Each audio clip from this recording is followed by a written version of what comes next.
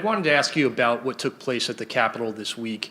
You served in the Senate for 36 years, and importantly, you were there in 1983 when there was an explosion in a Senate corridor. You were there in 1998 when 2 Capitol police officers were shot. You were there during the anthrax attacks in 2001. What kind of an investigation needs to take place, and what steps need to take place to improve the security of the Capitol? And then secondly, how do you think the people who were involved in the storming of the Capitol, how should they be treated by your Justice Department? Should they be treated as domestic terrorists? Yes, they should be treated as they're a bunch of thugs, insurrectionists, white supremacists, anti-Semites. 6N is not enough. I mean, come on. You know, these shirts they're wearing, these are a bunch of thugs. And they're terrorists, domestic terrorists. And that'll be a judgment for the Justice Department to make as to what the charges should be. But the fact is, they should be prosecuted. They should be prosecuted. The difference here is, this had the active encouragement of a sitting President of the United States. And the way in which the breakdown in security occurred needs to be thoroughly investigated. I'm not going to prejudge what it was, but the idea that these people were able to just march up the stairs, march in, and do it in the way we had, there's a great debate. I don't know the answer. Great debate now. Was the governor of Maryland correct when he said that I was ready to send in the National Guard? I couldn't get authorization. What happened? It deserves a full-blown investigation. People be held accountable, and steps taken that something like this could never happen again.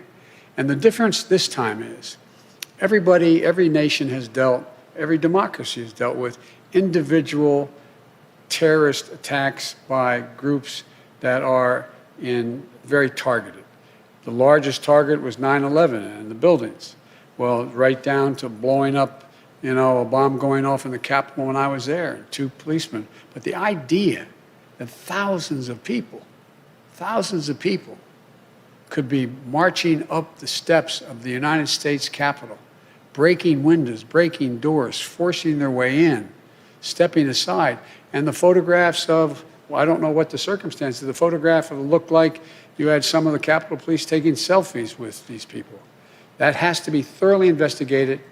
The authorities responsible have to be held accountable for the failures that occurred, and we have to make sure that this can never, ever happen again. The damage done to our reputation around the world by a President of the United States encouraging a mob. This reminded me more of states I've visited over the 100 countries I've gone to, in third tin horn dictatorships. It just cannot be sustained, has to be immediately investigated in depth, and people have to be held accountable. And lastly, do you think you need to change any of the planning for your inauguration as a result of this? A totally different entity is in charge of the inauguration than was in charge of protecting the Capitol, the Secret Service. I have great confidence in the Secret Service. I have great confidence in their ability to make sure that the inauguration goes off safely and goes off without a hitch. So so I have confidence in what is in the planning that's been underway before this and continues with the Secret Service as the lead agency. They're really showing themselves to do really well. Come on, man.